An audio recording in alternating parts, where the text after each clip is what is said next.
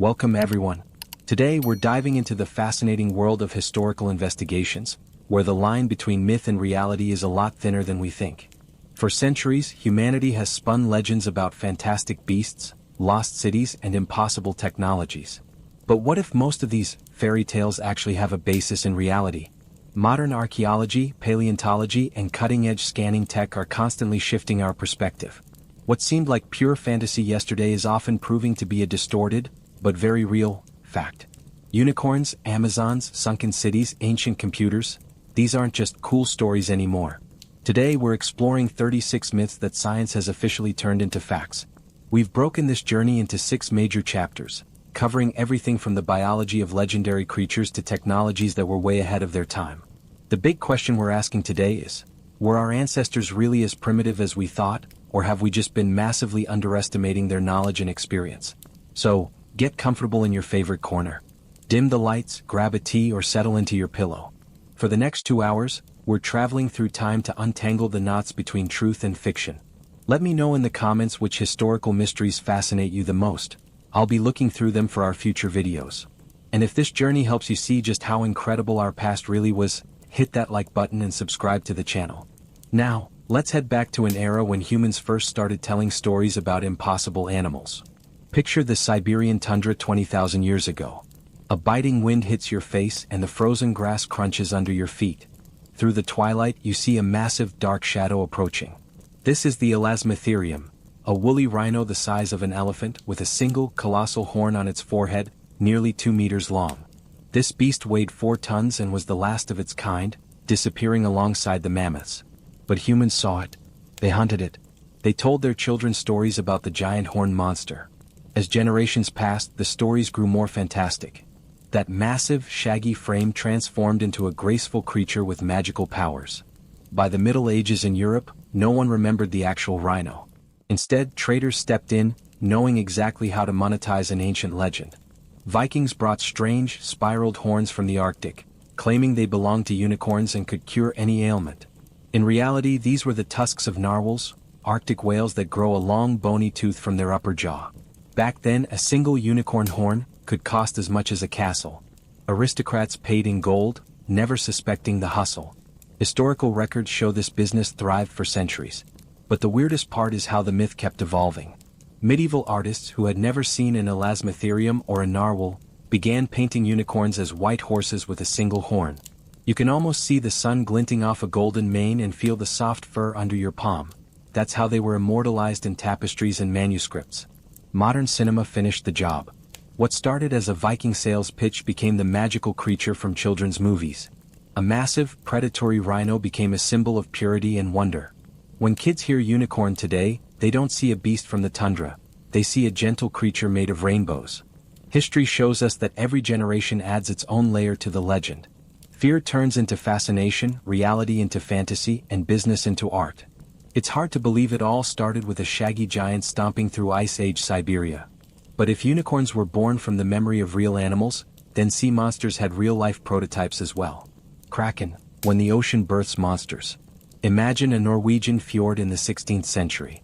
Fog envelopes the rocky shores, you hear the tolling of ship bells and the creaking of wet rigging. Suddenly, the water around the vessel begins to boil, and tentacles as thick as a human arm emerge from the depths.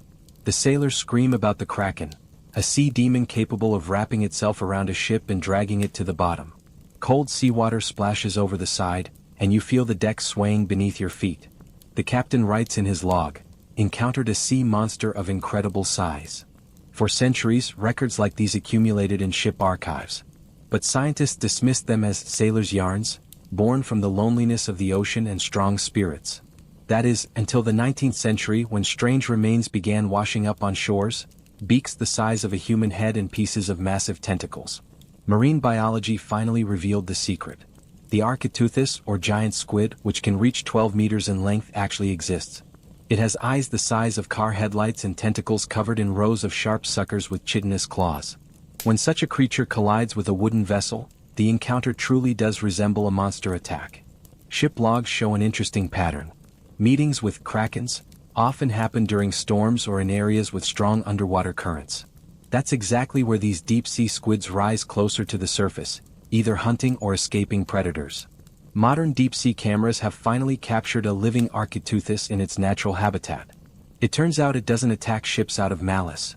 It's simply defending itself or mistaking the wooden hull for a large fish. The sunlight plays on its slippery skin, and you can see powerful muscles contracting under a transparent film, making you truly understand the fear of those medieval sailors. But the most fascinating part is how the scale grew in the retellings. A sailor saw a tentacle as thick as an arm, but told a story about it being as thick as a ship's mast. Eyes the size of a plate became as large as wagon wheels. Each subsequent retelling added more horror and more size.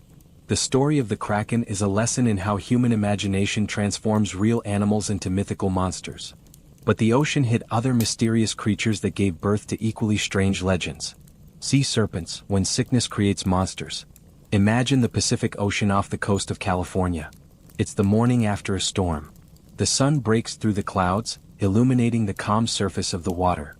You're standing on the deck of a merchant ship, feeling the warm rays on your back and the salty breeze in your hair. Suddenly the watchman shouts, pointing overboard. In the water, a massive silver body, about 15 meters long with a bright red crest, is writhing. It moves in undulating waves, like a giant snake swimming on the surface. The crew freezes in terror. It's a sea dragon, the very one they talked about in the port taverns. For centuries, such testimonies filled ship logs, especially in northern waters. Sailors described long, silver creatures with red fins that appeared near the surface and vanished just as suddenly.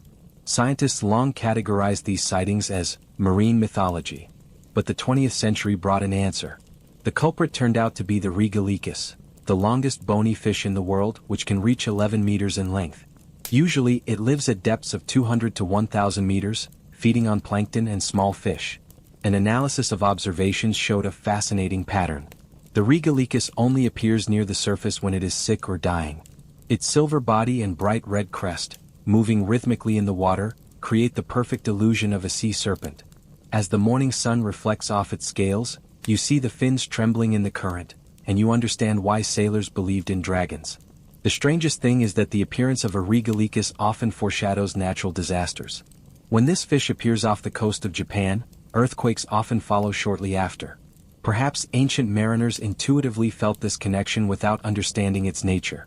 Once again the exaggeration effect kicked in.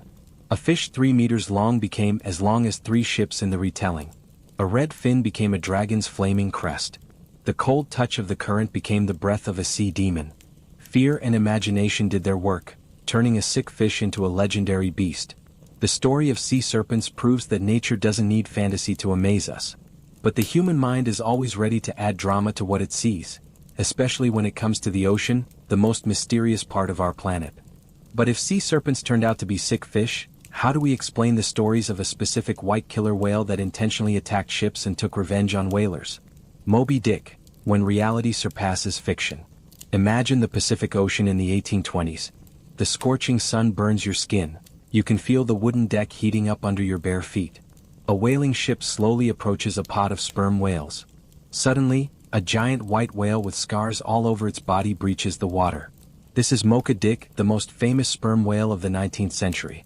An albino nearly 18 meters long, he didn't run from the whalers, he attacked their ships himself. Cold seawater splashes through a breach in the hull. You hear the scream of wood splintering under the blows of a powerful tail. For 30 years, this whale was the terror of the whaling industry. Sailors said it was as if he remembered every attack and was intentionally taking revenge on humans. Whaling port trade reports recorded the facts. Mocha Dick sank or damaged over 20 vessels and killed dozens of whalers. Herman Melville was so struck by these stories that he wrote Moby Dick, a novel about the obsessed Captain Ahab and his struggle against the great white whale.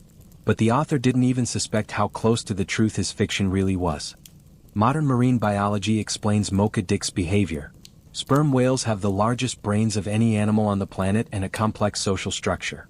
They are capable of remembering traumatic events and passing that experience down to their offspring.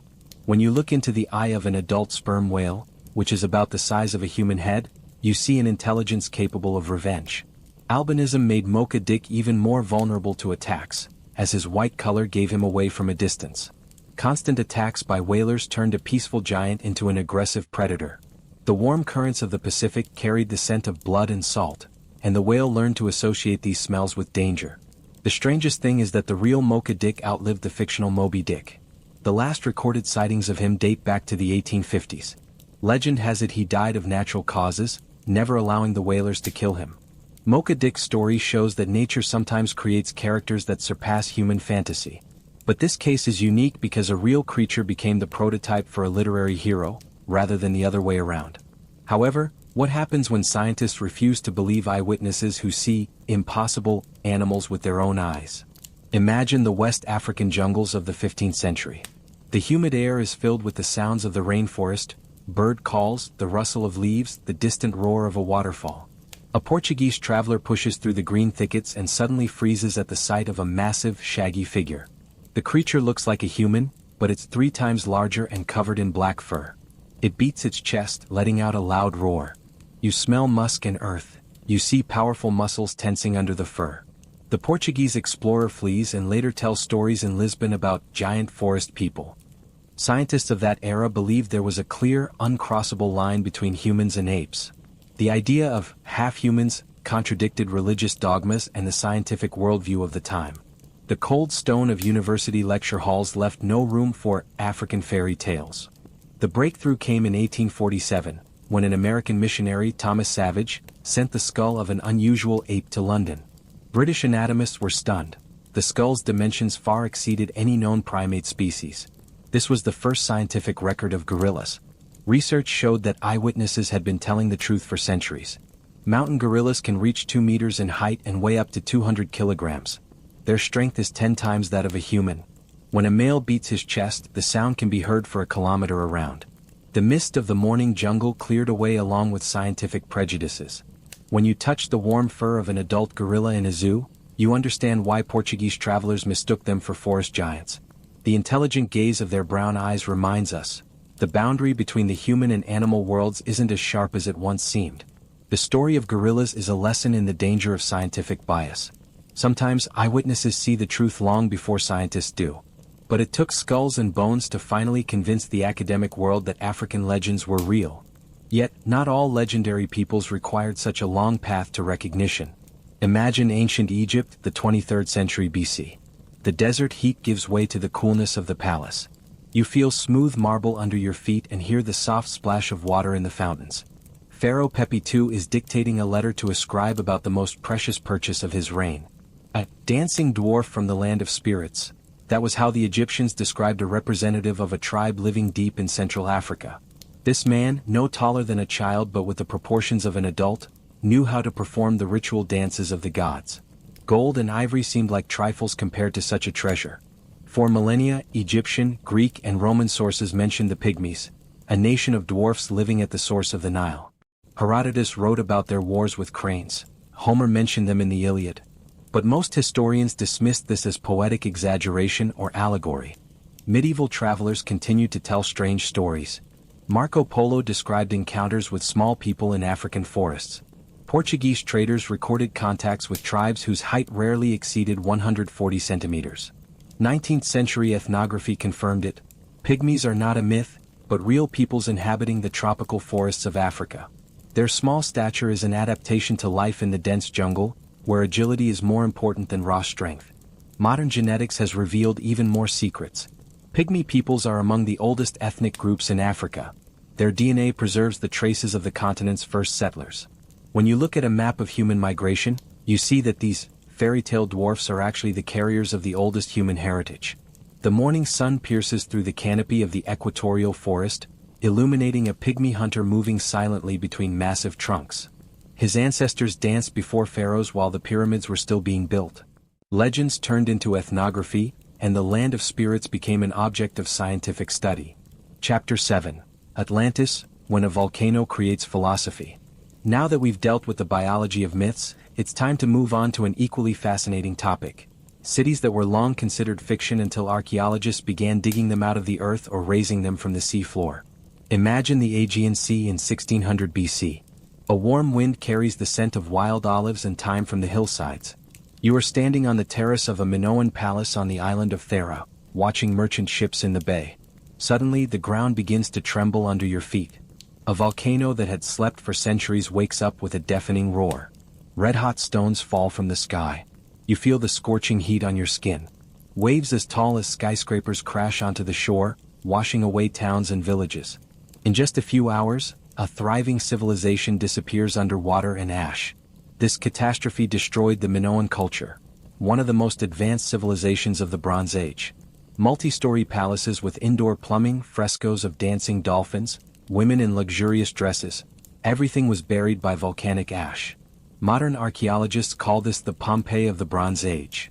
1,000 years later, the Greek philosopher Plato recorded the story of Atlantis, a powerful island nation that sank in a single night.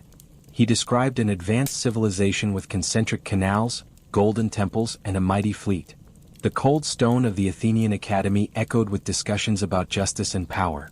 Archaeological research shows striking coincidences. The Minoans indeed had advanced maritime trade, complex architecture, and a sophisticated artistic culture. Frescoes in the Palace of Knossos depict athletes leaping over bulls and priestesses in exquisite attire, images of wealth that surely would have stunned their contemporaries. But Plato's Atlantis remains a myth. The philosopher placed his fictional state 9,000 years before his own era in the Atlantic Ocean. The real Thera only partially sank and was located in the Mediterranean. Plato used the memory of a real catastrophe to create a philosophical parable about pride and fall. Sunlight plays on the waves of modern-day Santorini, all that remains of Thera. You look at the volcanic caldera filled with seawater and realize, the best legends are born from real tragedies.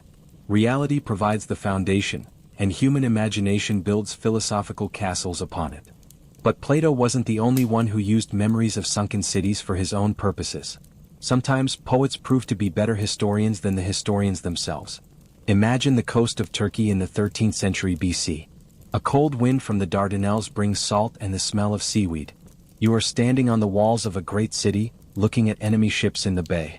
The flames of fires reflect off bronze shields, the timbers crack from the heat. Troy is burning. The archaeological layer, V, shows traces of a massive fire and destruction. Charred beams, broken amphorae, human bones among the ashes. Evidence of a catastrophe that occurred roughly at the time described by Homer in the Iliad. For centuries, the poem about the Trojan War was considered a beautiful legend. Helen, Achilles, the Trojan horse, it all seemed like a figment of poetic imagination.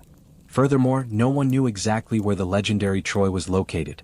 The warm sand of the Turkish coast hid the secret under layers of earth. Heinrich Schliemann, a self-taught German archaeologist, believed Homer literally. In 1870 he began excavating the hill of Hizarlik, guided by descriptions from the Iliad. Colleagues laughed at the dreamer, searching for a fictional city using a poem. Schliemann found not one but 9 Troys. Cities built one upon the ruins of another over millennia. Golden diadems, bronze swords, ceramics from different eras, each layer told its own story. You touch an ancient stone warmed by the Turkish sun and feel the touch of thousands of years. At first Schliemann got the layer wrong.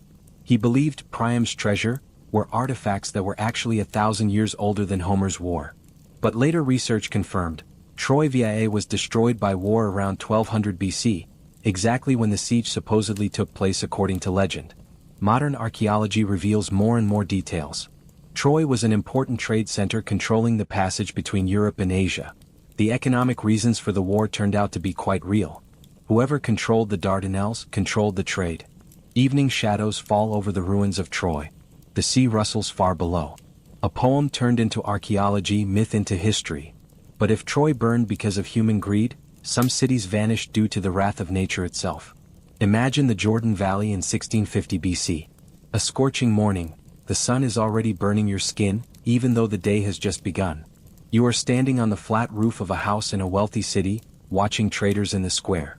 Suddenly the sky flashes with a fire brighter than the sun. An airburst with a power of 10 megatons obliterates the city in seconds. The surface temperature reaches 2,000 degrees, melting brick and bronze. You feel the air around you turn into a scorching whirlwind, sweeping away everything in its path. For millennia, the biblical account of the destruction of Sodom and Gomorrah was considered a religious allegory, cities of sinners punished by fire from heaven for their moral downfall. But the warm sand of the Jordan Valley kept a secret buried under a meter-thick layer of ash and salt. An archaeological expedition by Professor Philip Sylvia from Trinity Southwest University found traces of a catastrophe in the valley that has no parallel in history. Excavations of the ancient city of Tal el-Hammam showed that the settlement was instantly destroyed about 3,600 years ago. The research revealed stunning details. Pottery melted on one side and intact on the other. Human bones scattered as if they had been torn to pieces. A layer of salt a meter thick covers everything, as if someone had sprinkled the dead city with a preservative. The most shocking finds are microscopic diamonds and shocked quartz crystals that only form under extreme temperatures and pressure. A cold microscope showed what cannot be faked, traces of a cosmic impact. A meteorite or comet exploded in the air over the valley. When you hold a fragment of melted brick from Tal el-Hammam, you feel its strange lightness. The air in the clay turned into bubbles during the instantaneous heating. This is material evidence of the horror experienced by the city's last inhabitants. The biblical writers didn't invent the catastrophe, they tried to explain it within the limits of their worldview. Fire from the sky could only be a divine punishment.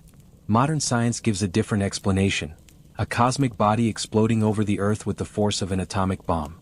The story of Sodom and Gomorrah shows how real disasters birth religious texts. Human memory preserves the fact of the tragedy but explains it in the language of its era. However, not all ancient cities were victims of celestial fire. Some simply, gradually went underwater. Imagine the Nile Delta in the 4th century AD. The warm evening air carries the scents of spices from trade warehouses. You hear the creaking of ship ropes and the chatter of a multilingual crowd. Heracleion, the largest port in Egypt, the gateway between the Mediterranean and Africa. Marble statues of gods adorn the embankments. Ships from all over the known world are moored at the piers. You step onto the smooth stone of the Temple of Ammonius, feeling the coolness of the sacred halls. This city seems as eternal as the pyramids themselves. But the ground beneath Heracleion proved to be less reliable than the stone of its buildings. The Nile Delta consists of soft silt that gradually settles under the weight of massive structures. Earthquakes and rising sea levels finished the job. Over several centuries, this thriving port sank beneath the waves. For 1,000 years, Heracleion remained nothing more than a name in ancient texts. Herodotus mentioned it as the most important trading city, and Egyptian papyri recorded taxes collected from the port, but no one knew exactly where the city was located. The blue waters of the Mediterranean kept the secret hidden on the floor. Frank Gaudio, a French underwater archaeologist, spent 20 years searching for Egypt's sunken cities. In the year 2000, his team found massive stone blocks and statues underwater near Alexandria. The cold seawater preserved things that the land would have destroyed: wood, fabrics, and papyri. Heracleion turned out to be a true underwater museum. Temples with columns 5 stories high, giant statues of pharaohs, and ships with cargo that never reached its destination. You glide through the dark water between ancient ruins, feeling the current sway the seaweed on the columns. The most stunning find was a stela with a decree from Pharaoh Nectanebo I, which confirmed that this was indeed the legendary Heracleion. Gold coins, amulets, and remains of incense in the temple rooms all tell the story of the vanished port's wealth. Modern technology allows us to see the city as it was before the catastrophe. Three-dimensional models show a network of canals, massive temples, and residential quarters. Heracleion was an ancient Venice, a city built on the water. The morning sun penetrates the thickness of the water, illuminating the ancient ruins. Heracleion reminds us that even the mightiest cities are fleeting. The sea that gave them life can also become their grave. But sometimes civilizations disappear not because of natural disasters, but because of enemies that cannot be seen with the naked eye. The lost city of the monkey god, when the jungle hides entire civilizations. Imagine the Honduran jungle in the 16th century. The humid air is heavy with tropical scents as you push through a green wall of vines and leaves. Suddenly, stone pyramids covered in moss and roots appear between the trees. Spanish conquistadors whisper about a cursed city where a monkey god lives. For centuries, legends spoke of Ciudad Blanca, the White City, hidden in the Mezquitia Mountains. The indigenous people said you must never return there or the gods would punish you with death. Spanish chronicles mention golden statues and temples abandoned by the residents after the arrival of foreigners. Archaeologists searched for this city for a long time, but the Honduran jungle wouldn't give up its secrets. Dense vegetation hides even large structures, and the humidity destroys wooden elements in decades. Warm rain washes away the traces of a civilization that nature swallows forever. The breakthrough came in 2012 when archaeologists used LiDAR technology, laser scanning from an aircraft. The beams penetrate the foliage and reveal the relief of the ground. Computer analysis uncovered geometric shapes hidden under the jungle canopy. A ground expedition confirmed the discovery. Under the roots of trees they found stone sculptures of jaguars, snakes and monkeys. Water canals, terraced fields and remains of ceramic products. Traces of a developed civilization that flourished 1,000 years ago. The most striking find was a cache of 50 artifacts, hastily buried and abandoned. You touch a stone jaguar and feel how the jungle humidity has seeped into the ancient stone. It seems the residents knew they would never return. Morning mist rises over the ruins and sunlight breaks through the tree crowns. Research shows the city was abandoned around the year 1500, right when European diseases began to decimate the indigenous population of America. The story of Ciudad Blanca is a tale of a civilization that perished not from war or catastrophe, but from microscopic enemies. The jungle buried not only the city but the people who built it.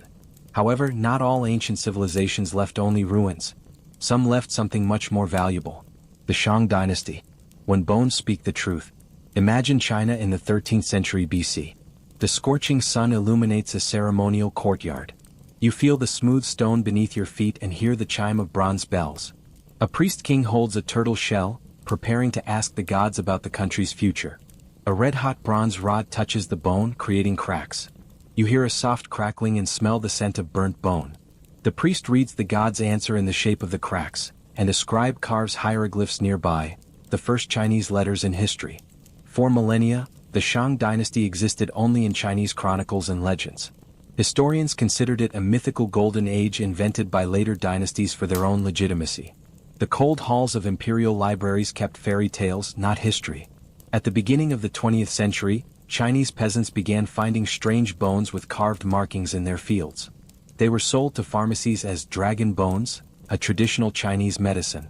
No one suspected they were grinding the world's oldest writing into powder. Scholar Wang Yirong was the first to recognize ancient hieroglyphs in these markings. Systematic excavations in Anyang revealed a palace, tombs, and an archive of over 150,000 oracle bones. The warm lust carries the dust of centuries from the archaeological pits where a new history is being born.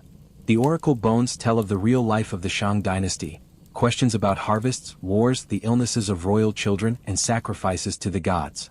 You hold a fragment of a shell with hieroglyphs and realize, this is not a legend, but a diary of a civilization that is 3,500 years old.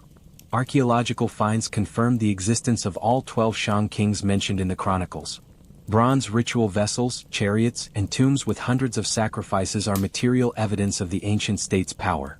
Modern China is changing its attitude toward its own history. What seemed like a myth turns out to be the oldest documented period of Chinese civilization. Bones and bronze speak louder than legends and chronicles. The evening sun illuminates the exhibits of a museum in Beijing where the oracle bones are displayed. The Shang dynasty reminds us that sometimes the most fantastic stories turn out to be the truest.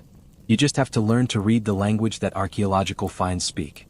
Now that we have explored cities buried by earth, water, and time, it is time to dive into the world of technologies that seemed impossible for their era until science proved their reality. The Antikythera mechanism, an ancient computer.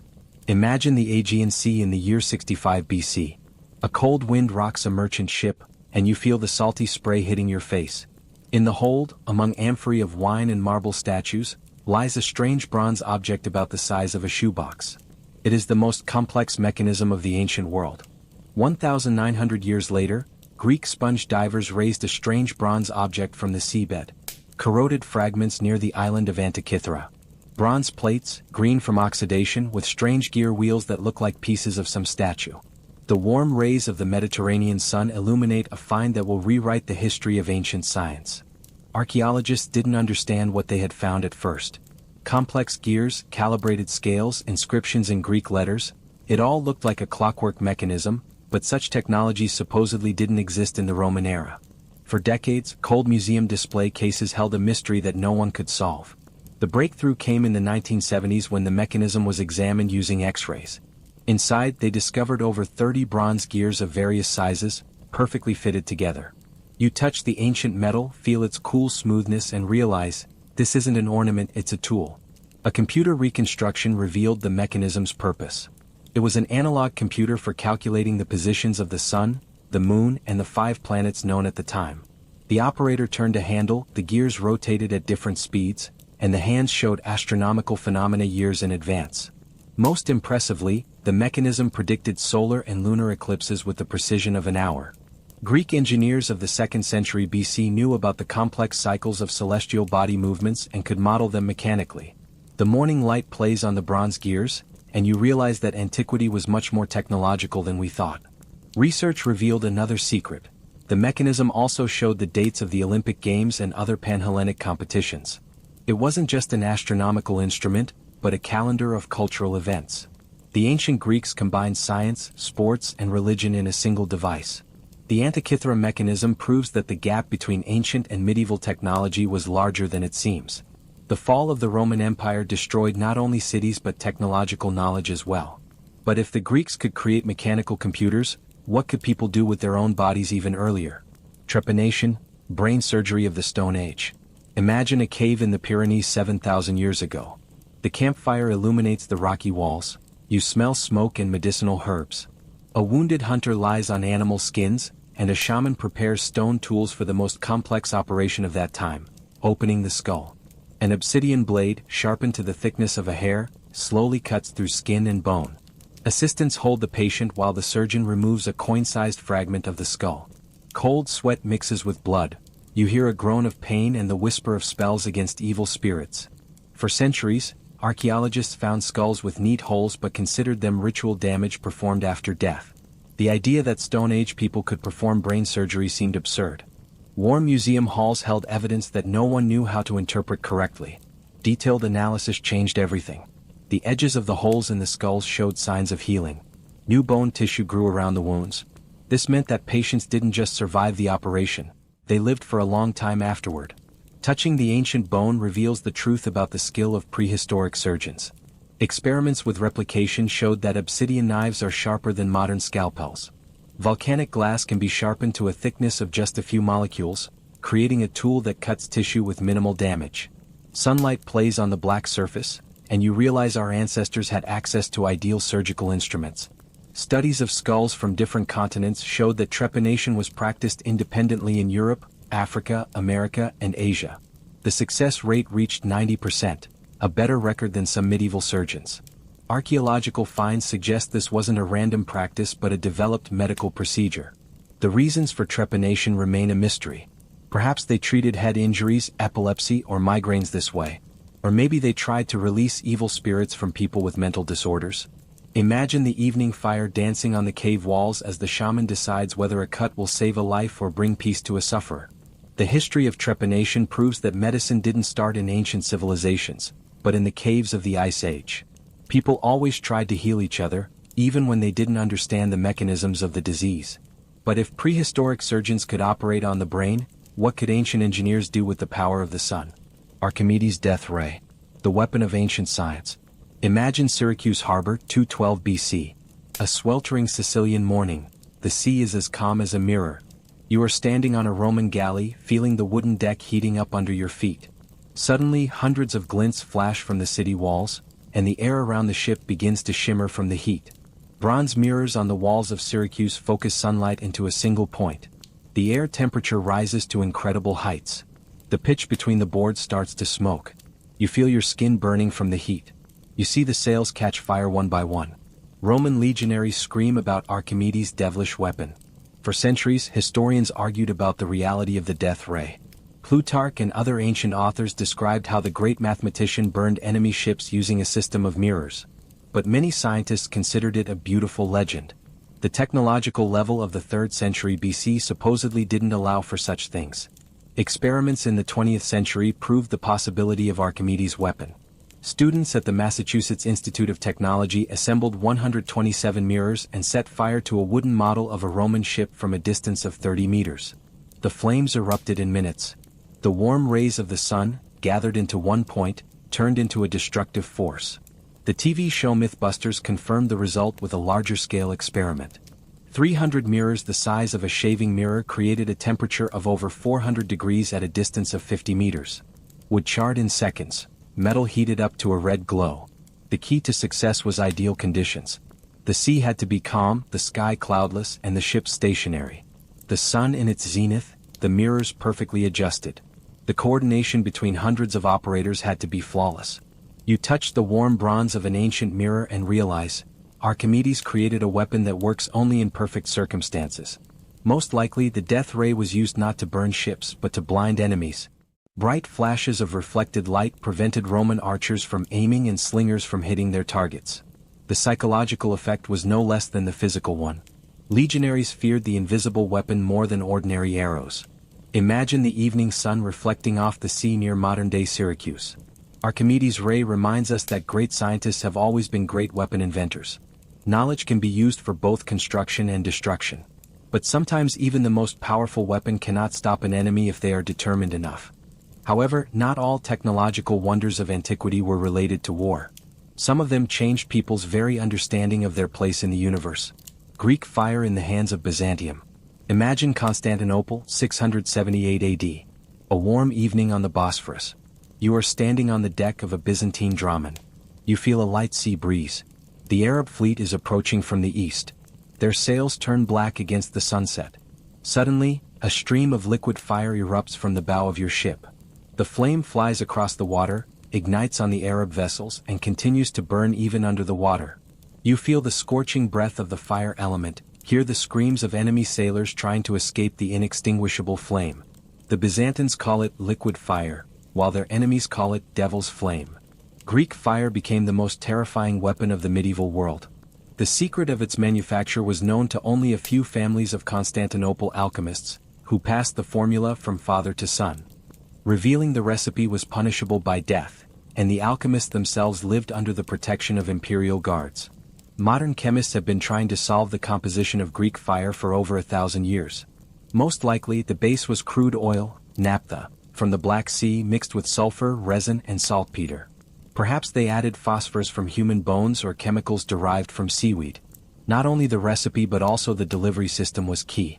Byzantine engineers created special siphons, copper pipes with pumps that ejected the flammable mixture under pressure. The metal heated up from the internal fire, creating additional pressure to throw the burning liquid at a distance of up to 15 meters. Greek fire saved Byzantium from the Arab conquest. For 3 centuries this secret gave the empire an advantage at sea. Arab chronicles describe the terror of sailors seeing their ships burn even after being submerged in water. The sun's reflection on the waves of the Bosphorus reminds us of the flames that once blazed on these waters. The secret of Greek fire perished with the Byzantine Empire. When the Turks captured Constantinople in 1453, the last alchemists took the secret to their graves. Attempts to recreate the formula continue to this day. Modern chemists can create similar mixtures, but the exact Byzantine recipe remains a mystery. The morning mist rises over the Bosphorus, where enemy fleets once burned. Greek fire serves as a reminder that in the history of technology, losses are sometimes greater than gains. Some knowledge disappears forever, leaving only legends of its power. But not all secrets of ancient technologies are lost in time. Sometimes archaeology opens storehouses of knowledge that have waited thousands of years for their moment. Damascus steel, the lost technology. Imagine Damascus in the 12th century. The hot air of the bazaar is filled with the ringing of hammers in blacksmith shops. In the master's hands, a blade shines with a strange pattern. Wavy lines flow across the metal like frozen water on glass. Damascus steel was a legend among medieval warriors. Swords made of this metal could hack European blades into scraps, slice a silk handkerchief in midair, and remain sharp after thousands of strikes. You touch the cold steel, feel its strange lightness, and see how light plays on the wavy pattern. The secret of Damascus steel lay not in the forging technique but in the unique raw material. Metallurgists used wood steel from India, a metal ore with special impurities that created high-carbon steel with a nanocrystalline structure. The warm desert wind brought dust from the smithies where the world's best weapons were born. For centuries, European artisans tried to replicate the Damascus pattern. They mastered the technique of welding different grades of steel, creating beautiful imitations of wavy lines. But real Damascus steel remained unattainable. Its mechanical properties surpassed any analogues. In the 18th century the technology vanished forever. India's wood steel deposits were exhausted, and the last masters who knew the processing secret died without passing the knowledge to students. Cold halls of European museums preserved samples of Damascus blades, but not the technology of their manufacture. Modern science has partially solved the secret of Damascus steel. Electron microscopes showed that the metal consisted of microscopic carbide tubes that gave it extraordinary strength and flexibility simultaneously. It was a natural nanotechnology created by very high forging temperatures. The morning sun illuminates modern Damascus, where blacksmiths still try to recreate the secret of their ancestors. Some masters create blades with patterns similar to the ancient ones, but reaching the original properties is not yet possible. Damascus steel reminds us that humanity sometimes goes backward rather than forward, losing technologies along with civilizations and masters. Meanwhile, archaeologists continue to find artifacts that force a rethink of the technological capabilities of the past. Sometimes the greatest discoveries are hidden not in workshops, but in places where no one looks for them. Secret pyramid chambers, technologies hidden in stone. Imagine the Giza Plateau in 2017. A scorching Egyptian morning, the sand is still cool underfoot, but the sun already promises a burning day. Physicists set up cosmic radiation detectors around the Great Pyramid, preparing for the most ambitious scan in history. Muon beams, born in space and penetrating any material, become archaeological probes.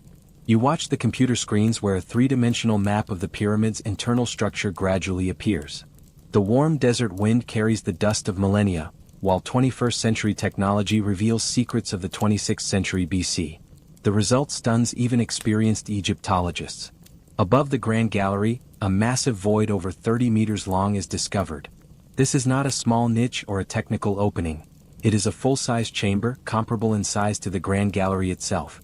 The discovery changes our understanding of the pyramid's architecture. For centuries, scientists believed they knew all the rooms inside the monument. The cold corridors and chambers explored by archaeologists seem to be a complete list of internal spaces. But the pyramid kept secrets within its stone flesh. Most mysteriously, the new chamber is located in the most difficult part of the pyramid from an engineering standpoint.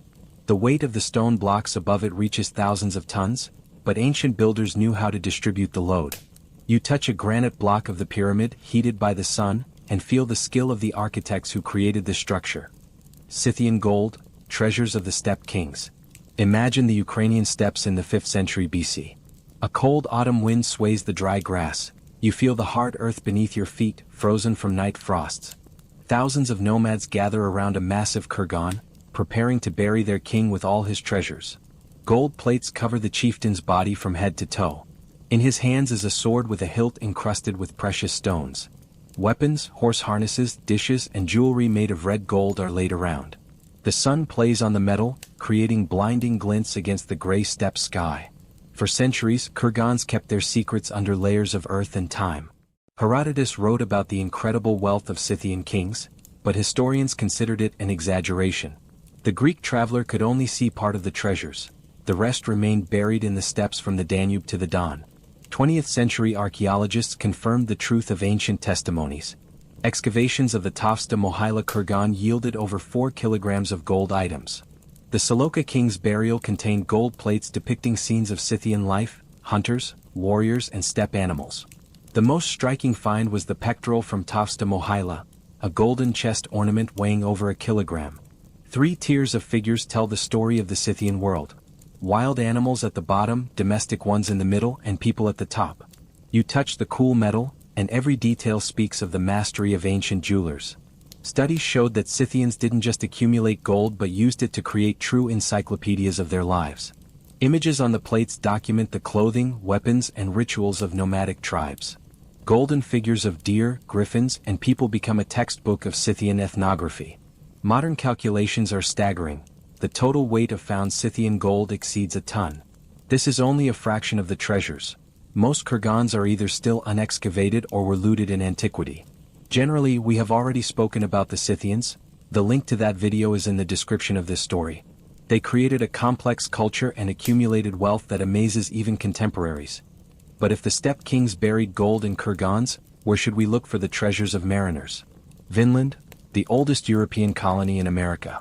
Imagine the coast of Newfoundland in the year 1000 AD. A cold Atlantic wind brings the smell of seaweed and pine resin. You are standing on the shore of a bay, watching a Viking nar slowly enter the harbor. Its red and white sail flutters in the wind. Leif Erikson and his people pull the ship onto the shore and begin building longhouses from stone and turf. Smoke rises from the smithy where the Norsemen forge nails and tools. Warm walls protect against the Arctic wind, and beyond the settlement, an unexplored continent rumbles. 500 years before Columbus, the Vikings established the first European colony in America. Icelandic sagas told of Vinland, the land of grapes, where wild berries grew and fish were plentiful. But historians long doubted the truth of these stories. The Atlantic seemed too wide for medieval ships. The breakthrough occurred in 1960 when Norwegian archaeologists Helge and Stein Ingstad found the remains of a Norse settlement at Lance aux Meadows. Foundations of longhouses, a forge with iron remains, a bronze cloak pin, everything pointed to Scandinavian origin. Radiocarbon analysis confirmed the date. The settlement existed around the year 1000. You touch the foundation stones, warmed by the Canadian sun, and feel the touch of the hands that laid them 1,000 years ago. The Vikings indeed reached America half a millennium before the official discovery. The most interesting find was the remains of a blacksmith's workshop. Bog iron or smelting slag and a forged nail, evidence that the Norse weren't just visiting Vinland, but were attempting to settle there permanently. The cold Atlantic breeze carries the phantom heat of red-hot iron and charcoal from long-extinguished forges. The settlement did not last long, only a few years or decades. The sagas tell of conflicts with the Skraelings, the local indigenous people who were unwilling to share their land with strangers. The Vikings were brave seafarers, but they were too few to settle an entire continent. The morning mist rises over the bay of Lance aux Meadows, where Viking longhouses once smoked. Vinland reminds us that the history of discovery is more complex than school textbooks. America was discovered many times, but not all discoveries changed the world in the same way. However, not all Viking treasures remained in distant lands. Some returned to Europe with their owners. Captain Kidd's treasure, the myth of pirate islands. Imagine the coast of Long Island in 1699. A warm summer evening. You feel the soft sand of the beach beneath your feet and hear the lapping of the waves. Captain William Kidd and his crew are quickly digging a hole under the cover of darkness, preparing to hide chests of gold and silver. According to legend, Kidd hid his treasures on a deserted island, creating a map with cryptic markings. For centuries, treasure hunters dug through the sands of the Caribbean and the Atlantic coast, searching for pirate gold. The cold metal of detectors sensed every nail and horseshoe, but the real treasures remained elusive. In reality, the story of Kidd's treasure turned out to be much more prosaic than pirate legends. The captain didn't hide gold on mysterious islands. He entrusted it to his friend John Gardiner, the owner of an island off Long Island. It wasn't a romantic cache, but a common 17th-century bank deposit. When Kidd was arrested for piracy, the authorities quickly found his fortune. The treasures weren't lying at the bottom of the sea or in caves. They were kept in the home of a law-abiding colonist. Boston court records precisely document the seized property: gold coins, silver plates, and precious stones with a total value of about £14,000. Modern historians have calculated that this money is equivalent to millions of dollars in today's prices. A vast sum for the end of the 17th century, but it settled not in a pirate cave, but in the colonial treasury. You hold a copy of the court order for the confiscation of property and realize that the greatest treasures are often hidden not in the ground but in archives. The legend of Treasure Island proved stronger than historical truth. Robert Louis Stevenson wrote his novel inspired by tales of Kidd but used his own imagination to create the map and cryptic clues. The warm Caribbean wind still attracts romantics looking for gold where it never was. Kidd's true treasures long ago dissolved into the economy of the British colonies. Gold went toward building roads and churches, silver toward trade with Native Americans. The evening sun illuminates Gardiner's Island, where pirate wealth was once stored before becoming part of American history. Captain Kidd's story reminds us that reality is often more prosaic than legends, yet no less fascinating. True pirates didn't hide treasures on islands. They spent them in port taverns or invested in new expeditions. But sometimes, legends of gold had a very real basis in the rituals of ancient peoples. El Dorado, the golden ceremony of the Muisca. Imagine Lake Guatavita in the Colombian Andes in the 15th century. A cold mountain morning, you feel the thin air burning your lungs as the sun barely breaks through the clouds. On the shore of the lake, the chieftain's tribesmen gather, preparing for the most sacred ceremony of the Muisca people. The future ruler is covered in sticky resin from head to toe and then dusted with gold powder until he shines like a star. You see the sun's rays play on his golden skin, turning a man into a living deity. A raft slowly floats to the center of the lake, loaded with treasures for the water gods. In the middle of the lake, the golden man, El Dorado throws emeralds, golden figurines and precious fabrics into the water. The cold mountain water swallows the riches, and the new chief plunges in after them, washing away the gold dust. Tribesmen on the shore scream with joy. The gods have accepted the sacrifice and blessed the new ruler. Spanish conquistadors hearing these stories took them literally. They decided that somewhere in the mountains existed a city built of pure gold and ruled by a king who was himself made of precious metal. The warm Andean wind brought dust from distant mountains, and every speck seemed like gold to eyes blinded by greed. For centuries, Europeans searched for El Dorado as a geographical object.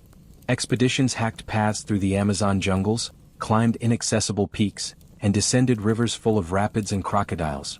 The city of gold remained elusive, like a mirage in the tropical heat. Archaeological studies of Lake Guatavita confirmed the reality of the Muisca ceremonies. Divers found thousands of gold items at the bottom, figurines of people, animals, and ritual objects. You touch an ancient emerald pulled from the lake silt and feel the touch of the hands that threw it into the water 500 years ago. In 1969, a golden raft with figurines of ceremony participants was recovered from the bottom. The central figure is the gold-covered chief, surrounded by priests and warriors. This is material evidence that El Dorado was not a city, but a man, not a place but a ritual. The morning mist rises over Lake Guatavita, where golden ceremonies once took place. The legend of El Dorado reminds us that the greatest treasures are sometimes hidden not in chests, but in cultural traditions. Gold can be plundered, but rituals and beliefs live longer than metal. But what happens when treasures aren't hidden intentionally but are lost through historical catastrophes? The farthest journey of a lost Roman legion in China. Imagine the Gobi Desert in 36 BC. The scorching sun burns the skin and dry sand crunches underfoot. A group of European soldiers in torn tunics slowly walks east, far from their native Italy. These are the last survivors of Marcus Crassus's legion, which perished in the Battle of Carrhae against the Parthians. A Parthian general sells the Roman prisoners as mercenary soldiers far to the east, to the borders of China. The Romans learn to fight in the Asian way but keep their tactic of building a shield wall, the testudo. The cold wind of the steppe brings the dust of distant lands, and former legionaries become soldiers of an unknown emperor. Chinese sources record a strange event. In 36 BC, during the storming of the city of Jiji, the defenders used an unknown tactic. They built a shield wall and fought in a tight formation, exactly as Roman military manuals taught. The warm rays of the Asian sun illuminated the battle between east and west. For centuries, historians argued over the fate of Crassus's legionaries. Some died at Carrhae, some were taken prisoner, but what happened to the rest? Cold archives held fragmented evidence of Romans in far-off Asia, but there was no complete picture. Modern genetic studies have added new facts to the ancient mystery. In the Chinese village of Liqian, near ancient Jiji, some residents have European facial features and DNA markers characteristic of the Mediterranean. Sunlight plays on the faces of people whose ancestors may have been Roman legionaries. Archaeological excavations in the Liqian area have uncovered Roman coins and fragments of Western-style military equipment. While there is no direct proof of the presence of Crassus's legion, circumstantial evidence creates a fascinating picture of cultural blending on the Silk Road. Most impressively, Roman military traditions may have influenced Chinese martial arts. Some later Chinese tactics resemble Roman siege methods and field fortifications. You look at the map of Eurasia and realize the ancient world was more connected than it seems. Evening shadows fall over the Chinese mountains, where Roman legionaries might have ended their lives. The story of the Lost Legion reminds us that the greatest journeys sometimes don't have a return ticket. The warriors of Rome perhaps became a part of Chinese history, leaving behind genes, memories, and unsolved riddles. However, not all treasures were created by human hands. Some are older than civilization itself. Marine fossils on Everest, when mountains were the seafloor. Imagine the summit of Everest, 8,848 meters above sea level. A cold wind hits your face with the force of a hurricane. Every breath is taken with pain in the lungs. A climber picks up a strange find from the rocks, a fossilized shell that lay at the bottom of a tropical sea millions of years ago. Sea lilies, trilobites, coral polyps, this entire underwater world is now above the clouds. You hold a fragment of an ancient reef, feeling its rough surface through thick gloves. The Himalayas turn out to be a giant marine graveyard, lifted to the heavens by the force of the Earth's interior. For centuries, these finds baffled naturalists. How could sea creatures end up on the highest mountains on the planet? Religious thinkers explained it by a worldwide flood, but science sought more rational answers. The cold stone of the high mountains kept secrets written in the language of fossils. The theory of plate tectonics revealed the mystery of Everest.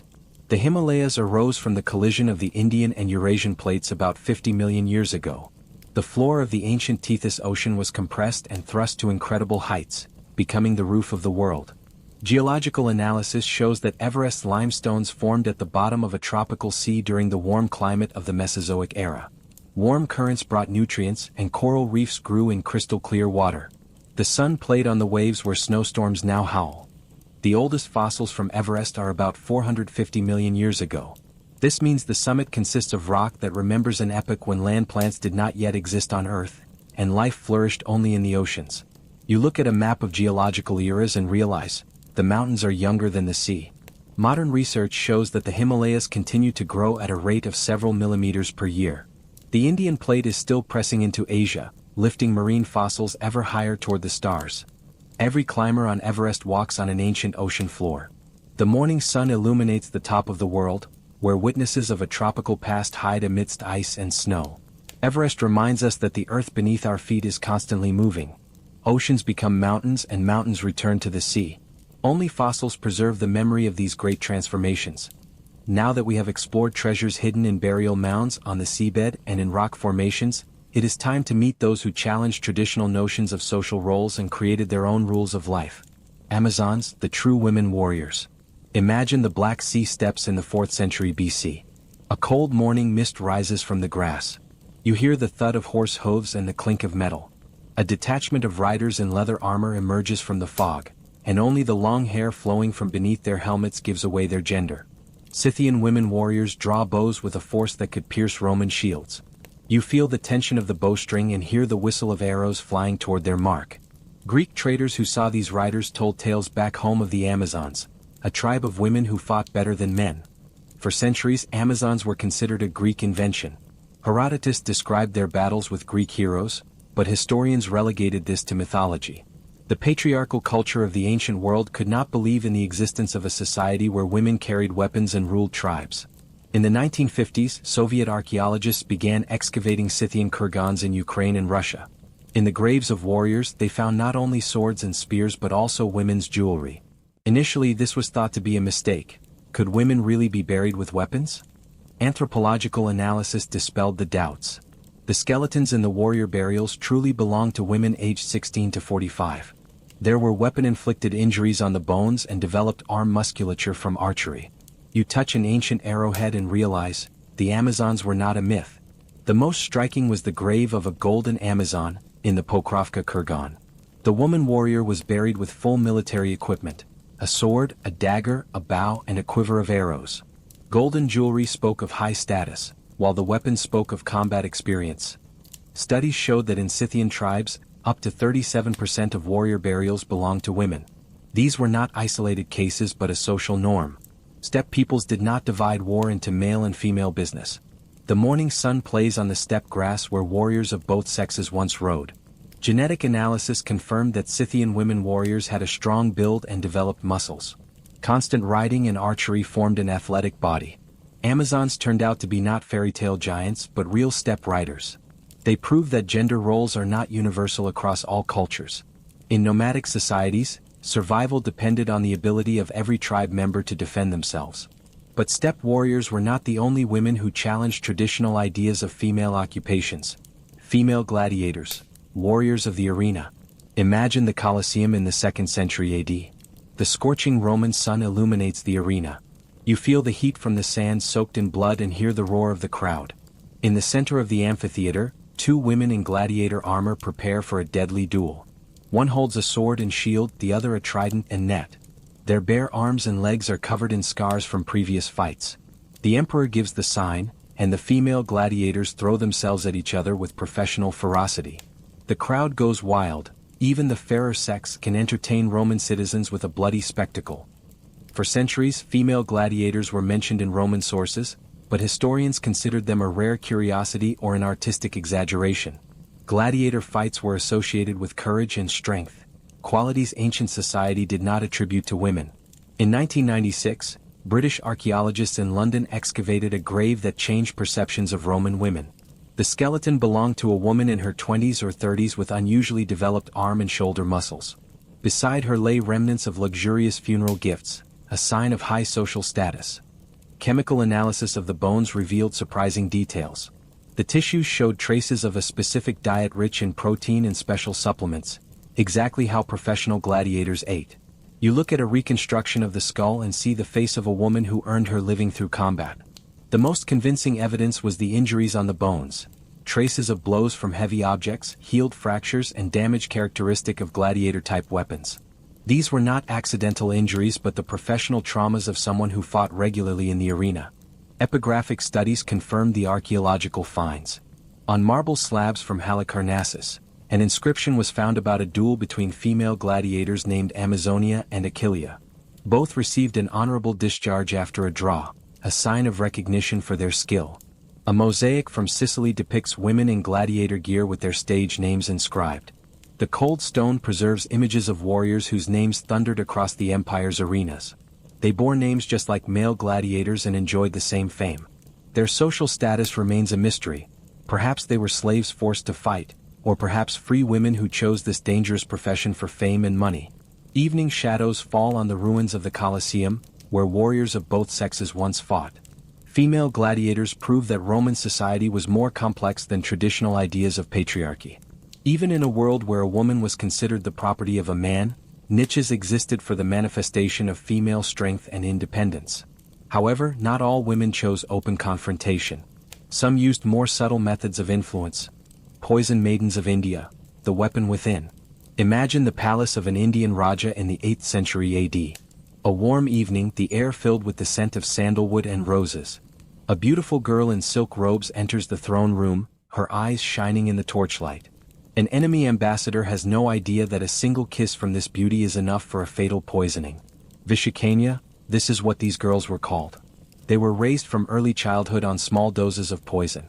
Gradually, their bodies acquired immunity to toxins, while their saliva, sweat, and other bodily fluids became deadly to others. You smell the exotic incense, not knowing that every breath could be your last. For centuries, European travelers spoke of strange women in India whose touch could supposedly kill. Marco Polo mentioned poison maidens in his writings, but most readers considered it an Eastern fable. Cold halls of European libraries kept stories that seemed too fantastic for the real world. Ancient Indian treatises confirmed the existence of this practice. The Arthashastra of Kautilya details the methods of preparing a Vishikanya. Girls were fed small doses of poisons, snakes, spiders and plant toxins from childhood. The warm rays of the Indian sun illuminated secret schools where beauty was combined with death. Modern toxicology explains the mechanism. Constant consumption of small doses of toxins can indeed cause immunity in a person but makes them a carrier of the poison. Most likely, plant alkaloids like datura or toxins from tropical animals were used. The most effective were not bodily fluids, but poisoned objects worn by the Vishikanya. Needles in their hair, bracelets with hidden spikes, or powder in cosmetic boxes. You touch an ancient Indian ornament in a museum and wonder if it hides a deadly secret. Historical sources record the use of Vishikanya in political intrigue. The Maurya dynasty used them to eliminate enemy rulers, and Delhi sultans used them against unfaithful military commanders. The soft rustle of silk could precede sudden death.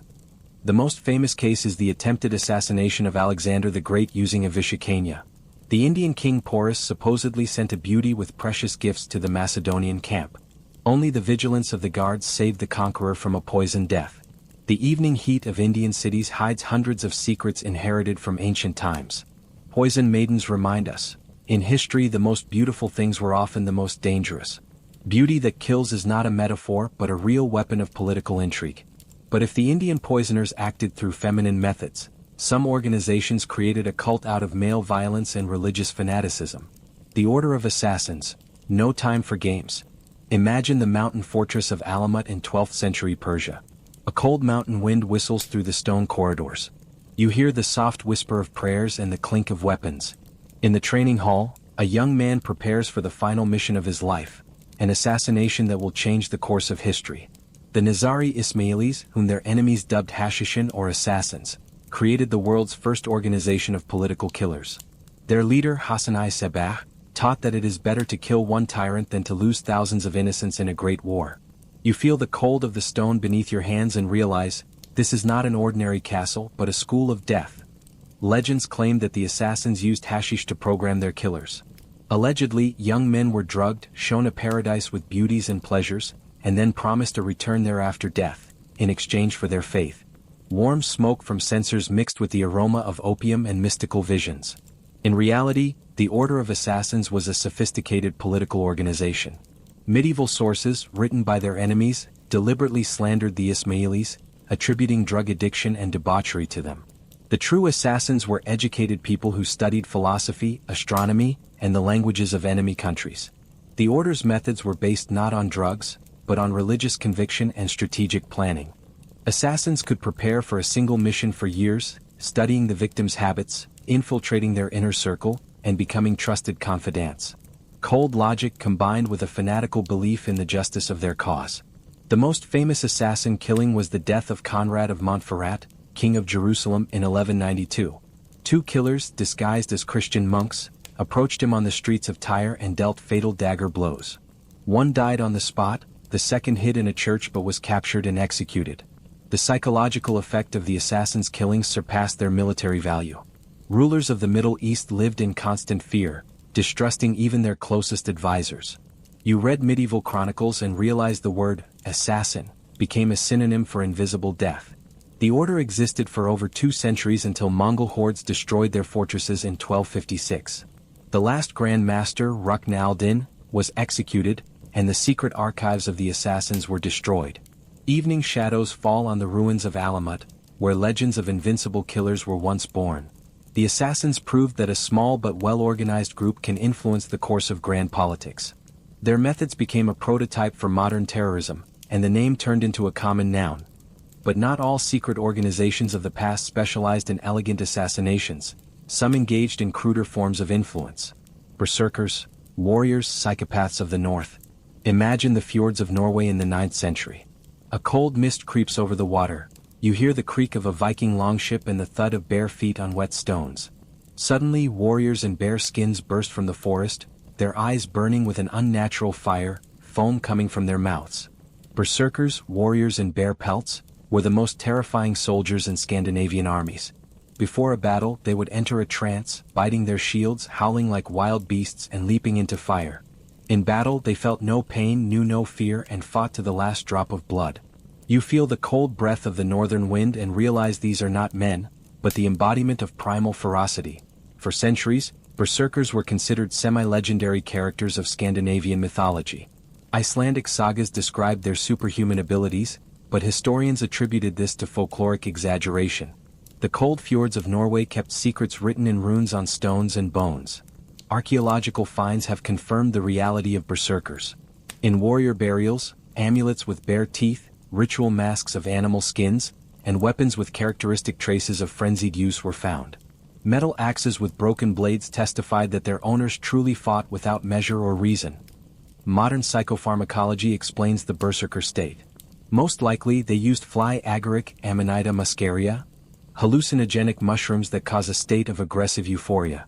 The alkaloids muscarine and ibotenic acid create an effect of insensitivity to pain and superhuman strength. An alternative hypothesis is the use of ergot, a fungal parasite of rye. This substance causes convulsions, hallucinations, and a state of mad fury. Warm smoke from fires mixed with the vapors of psychoactive substances, turning ordinary men into killing machines. The social role of berserkers in Viking society was complex. Outside of battle, they often became a problem. Uncontrolled aggressiveness made them dangerous even to allies. Icelandic laws specifically forbade berserkers from appearing at Althing, national assemblies. The Christianization of Scandinavia put an end to the berserker tradition. The church condemned ritual drug use and animal cults. The last mentions of berserkers date back to the 12th century. The morning sun illuminates the Norwegian fjords where the North's fiercest warriors once trained. Berserkers remind us, the line between bravery and madness is thinner than it seems. The Vikings learned to use mental disorders as a weapon, turning weakness into strength. But such methods had a price for both the warriors and society. The Black Pirates of China, Empire on the Water. Imagine the South China Sea in 1805.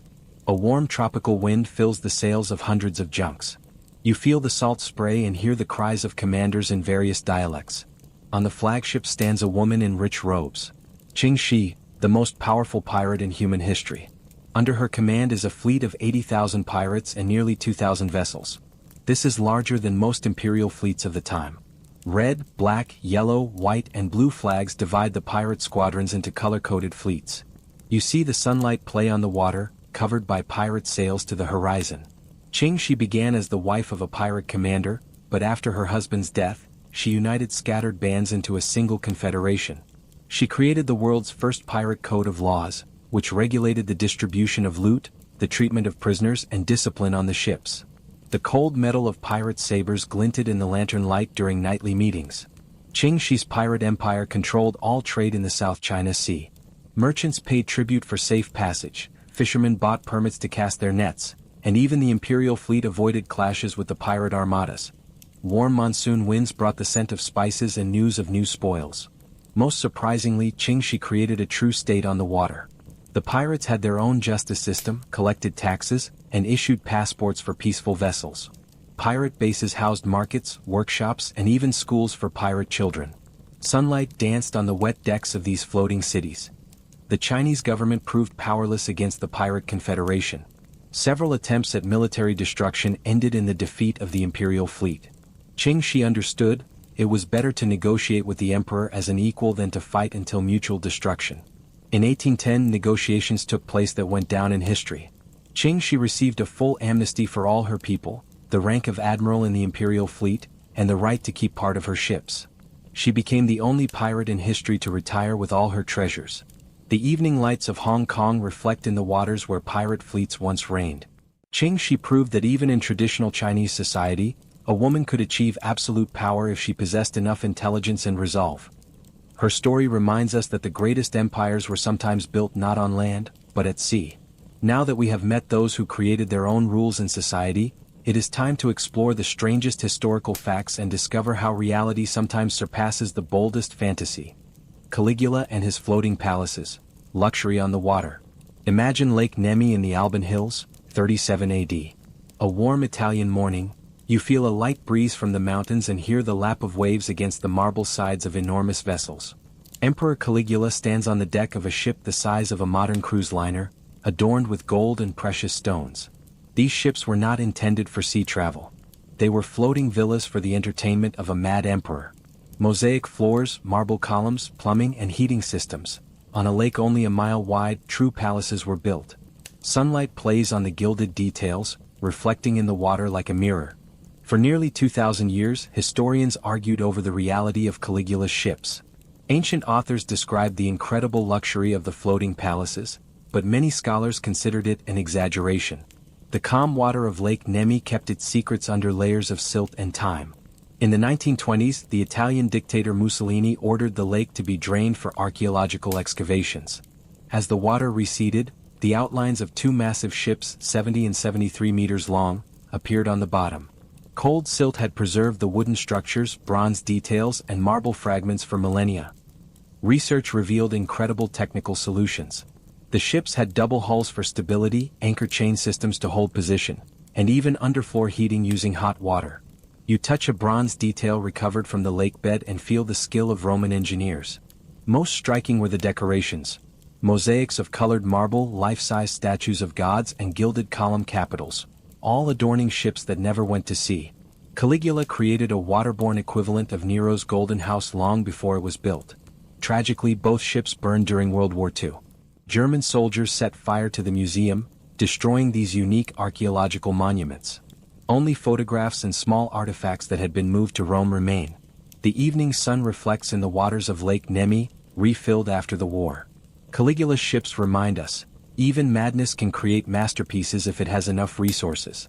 Roman luxury sometimes surpassed practicality and common sense.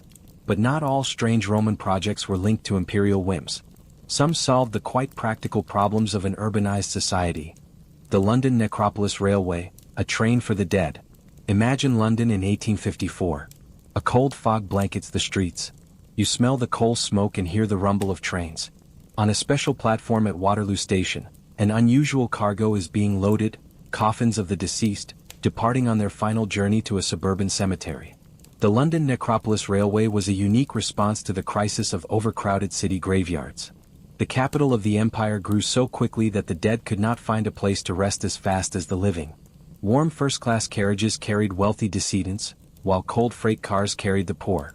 Most surprisingly, the train carried not only the dead but the living.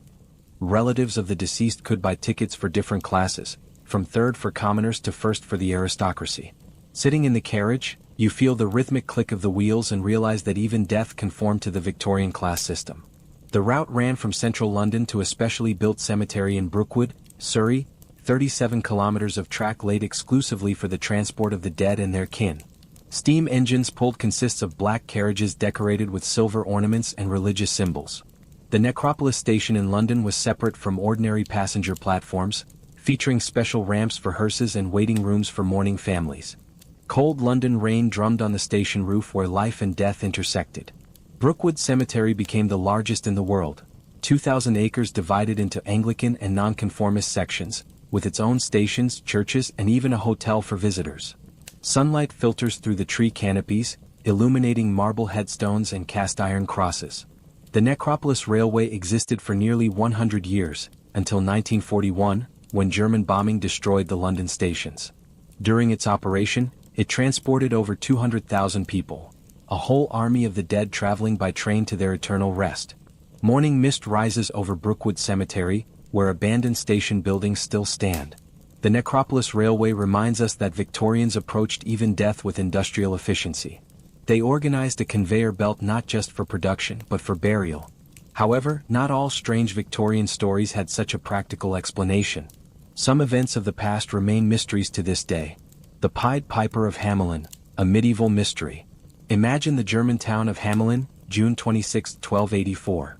A hot summer day, you feel the dust beneath your feet and hear children's laughter in the streets. Suddenly, a strange man appears in multicolored clothes with a pipe in his hands. He plays an unusual melody, and 130 of the city's children follow him. They leave and never return. This event became one of the most enigmatic mysteries of the Middle Ages. The city chronicles of Hamelin precisely record the date of the children's disappearance but offer no explanation for the cause. The cold stone of the town hall preserves a Latin inscription. In the year 1284, on the day of John and Paul, 130 children born in Hamelin were led away by a piper and lost in the mountains. For centuries, historians have proposed various explanations. Perhaps the children died from an epidemic of plague or cholera, and the piper is an allegory for death. Warm winds brought disease spores from distant lands, turning children's laughter into the silence of abandoned streets. An alternative version is the selling of children into slavery or recruitment for the Crusades. Medieval Europe knew many ways to utilize surplus population. The piper could have been a recruiter luring children with promises of adventure and wealth. The most plausible hypothesis is related to the colonization of eastern lands. In the 13th century, German princes were actively developing territories beyond the Elbe, needing settlers. Youth from overcrowded cities eagerly headed to new lands where they could obtain their own plots. Research in German genealogical archives has revealed interesting coincidences. In many East German villages founded at the end of the 13th century, surnames characteristic of Hamelin are found. You look at a map of medieval colonization and see the paths the missing children might have taken. Modern Hamelin has turned the tragedy into a tourist attraction. Stained glass windows of the piper, statues, and theatrical street performances. The 13th century mystery became a 21st century brand. To this day, there is a ban on playing music on the street where the children allegedly disappeared. The houses on this street have no numbers, a tradition dating back to the Middle Ages. Evening silence envelopes the old town, where even today, no one dares to play the pipe. The Battle of Roncevaux Pass, how history becomes epic. Imagine the Pyrenees Mountains, August 15, 778. A cold mountain wind whistles between the rocks. You feel the thin air of the high altitude and hear the clink of weapons. A detachment of Frankish warriors slowly climbs a steep mountain path, unaware of the ambush waiting in the narrow pass. Charlemagne's army is returning from an unsuccessful campaign in Spain. Instead of a grand victory over the Saracens, there is only disappointment and tired soldiers. The warm rays of the southern sun cannot dispel the bitterness of defeat and the foreboding of danger. Suddenly, Basque warriors appear from the mountain slopes. This is not a Saracen army as the later epic poem would claim, but local Highlanders seeking revenge on the Franks for the destruction of their capital, Pamplona. The cold stone of the mountains echoes with the cries of a battle that would change the course of literature. Roland, the prefect of the Breton March and nephew of Charlemagne, dies in the fight. Historical sources state the fact laconically: he died in a Basque attack. But folk memory turned a local conflict into an epic confrontation between Christians and Muslims. The Song of Roland, written 300 years after the event, radically altered history. Basque Highlanders became a Saracen army, a local ambush became a grand battle, and the looting of a baggage train became a heroic death for the faith. You read the medieval manuscript and realize, poetry rewrote history. The epic created the image of the ideal knight who prefers to die rather than retreat. Roland refuses to blow his horn, the Oliphant, to call for help because it would disgrace his honor. The warm parchment preserves words that shaped the chivalric ideals of the Middle Ages. Archaeological studies of the Roncevaux Pass have found no traces of a great battle, no mass graves, piles of weapons, or signs of prolonged combat. The green grass of the Pyrenees hides the truth beneath layers of romantic fiction and national myths. Modern France and Spain use the legend of Roland for the tourism industry. The morning mist rises over the mountains where history turned into literature. The Battle of Roncevaux reminds us, the difference between history and literature sometimes depends only on the talent of the writer. The Siu Chi tunnels, the Viet Cong's underground war. Imagine the jungles of Vietnam, 1968. Tropical heat envelopes everything. You smell the damp earth and hear the distant thud of helicopters. An American soldier cautiously lifts a camouflaged hatch in the ground and discovers the entrance to an underground labyrinth that will change his understanding of this war. The Siu Chi tunnel stretched for 250 kilometers under the jungle near Saigon. This was not just a system of shelters, but a true underground city with living quarters, hospitals, workshops, and even theaters. Cold Earth hid a civilization fighting against the world's most powerful army. The Viet Cong dug the tunnels by hand using the most primitive tools: shovels made from car springs, baskets of palm leaves, and lamps of fat and cloth. The tunnel system had 3 levels, the first at a depth of 3 meters for rapid movement, the second at 6 meters for living, and the third at 12 meters for command posts and supplies. You crawl through a narrow underground corridor and realize, this was a long-term strategy. The most sophisticated were the traps, camouflaged pits with bamboo spikes, false walls hiding side passages, and even underwater entrances through rivers.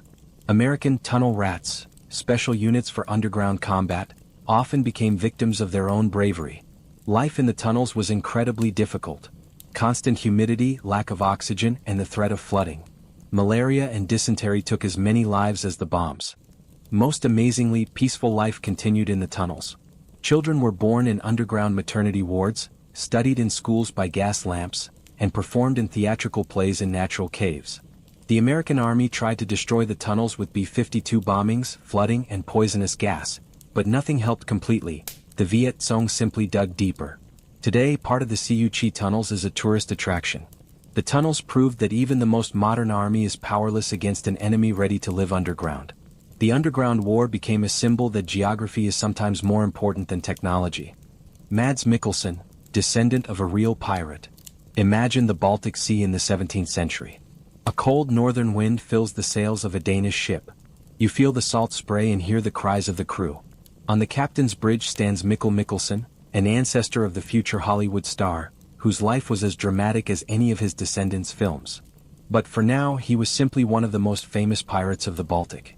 Mikkel, nicknamed Minder, terrorized the trade routes between Denmark and Sweden for decades. His ship would emerge from the fog like a ghost, plunder merchant vessels, and vanish into the labyrinth of Scandinavian fjords. Warm northern summer nights allowed the pirates to attack even during the white nights. The Mikkelsen family legend preserved memories of a pirate ancestor, but most considered it a beautiful fiction. Hollywood biographers of the actor wrote about his Scandinavian roots, never suspecting how literally that should be understood.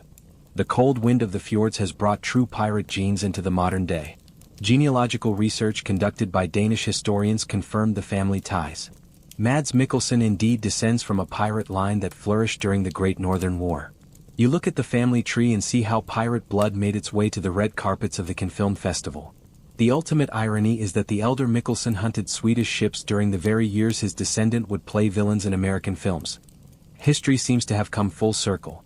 Pirate genes found an outlet in the film industry, where the actor specializes in roles of villains and adventurers. Danish archives preserve documents regarding a pardon for Mikkel Mikkelsen by the King of Denmark in exchange for service in the Royal Navy.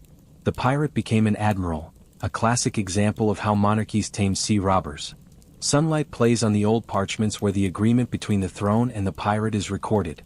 Today, Mads Mikkelsen treats his family heritage with humor. In interviews he jokes, "Maybe that's why villain roles come so easily to me.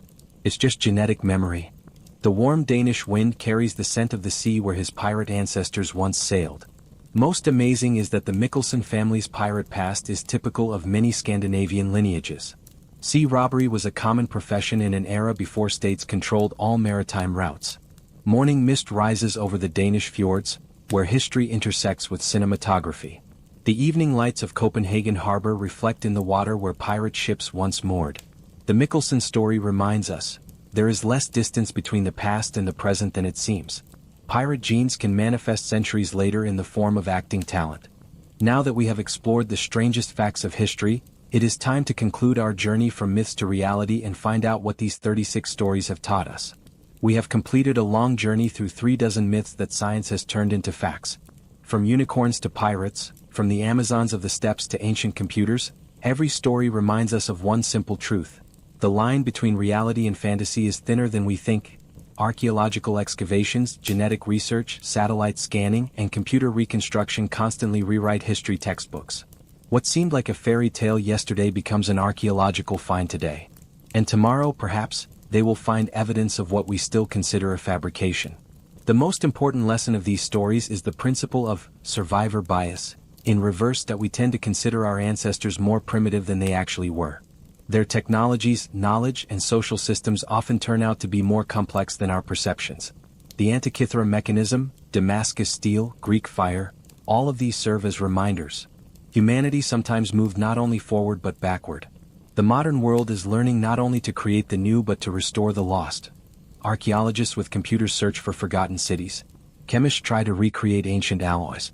Historians decipher languages that have been silent for millennia.